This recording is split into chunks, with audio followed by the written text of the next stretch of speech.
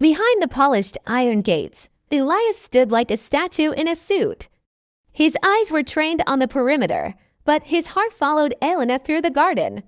One evening, she lingered by the fountain, offering him a nervous, beautiful smile.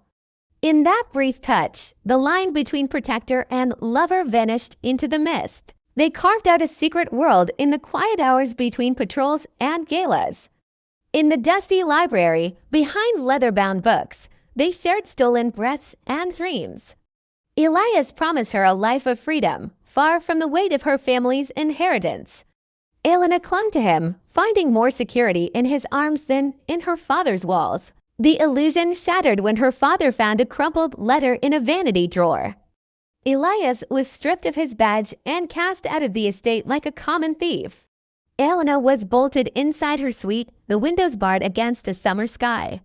Separated by brick and spite, the two lovers felt an ache that no wall could silence. Elias returned under a thunderstorm, scaling the trellis he once used for surveillance. A soft whistle signaled his arrival, and Elena pressed her palm against the glass. He pried the lock until the window swung wide, welcoming her into the pouring rain. She left her jewels behind, choosing the weight of his steady hand over her fortune. In a small roadside chapel at dawn, they stood before a witness who knew no status. They exchanged simple silver bands, symbols of a bond forged in defiance and faith. No longer a guard and a socialite, they walked into the sunlight as true equals. Their story began not with a grand inheritance, but with the quiet victory of being free. In the heart of a misty medieval village at the break of dawn, where the air is thick with the scent of damp earth and wood smoke, a story begins. Oliver, the local blacksmith with a heart of gold, walks toward the cozy bakery, carrying a bundle of freshly forged iron hooks for the morning's work. Inside the bustling bakery, golden light filters through the windows, dancing on the flour dust as they exchange quiet smiles that speak volumes of their secret affection. Later, by the moonlit river, they meet in secret, sharing a piece of honey cake while the world sleeps and the water whispers secrets to the ancient stones. Oliver presents Amaro with a gift of his own making, a delicate rose crafted from cold, hard steel, a symbol of a love that is truly unbreakable. They sit close together, silhouettes against the shimmering moonlight, dreaming of a future where social barriers no longer keep their two worlds from becoming one. But the peace is shattered when Amaru's father finds the steel rose hidden in a flour sack, his face twisting with a stern and judgmental anger.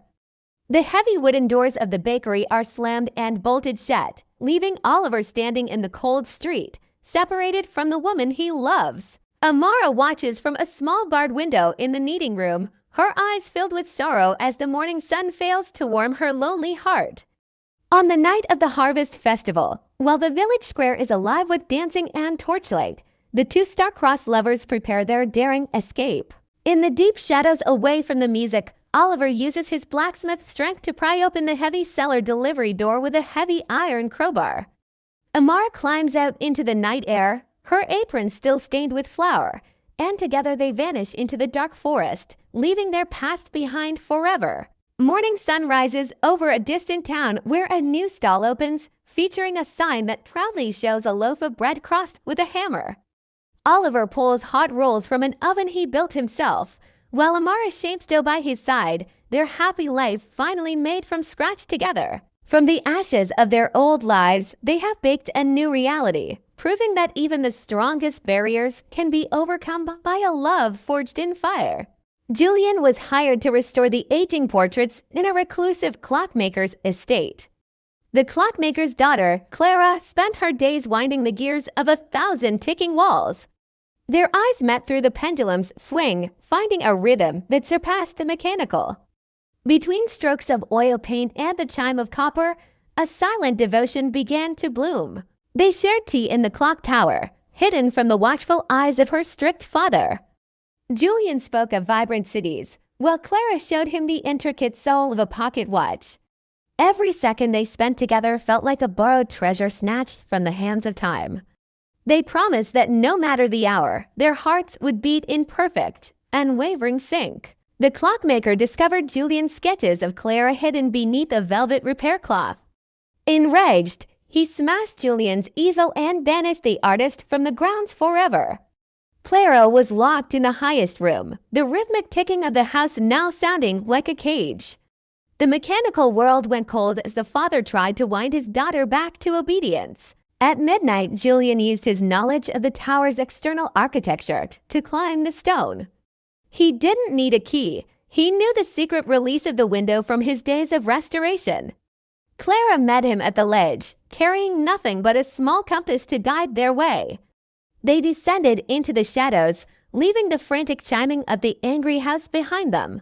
They settled in a coastal village where the only clock was the rising and falling of the tide. Julian painted the sea while Clara repaired the compasses of sailors heading for the horizon. No fathers or fortunes could dictate the pace of the life they had built from the ruins. Their love remained the only thing in their world that never needed to be wound or repaired. In the golden age of 1920s aviation, the sky was the only place where dreams could truly breathe. Iris, a senator's daughter, found her words felt like cages until the day he arrived.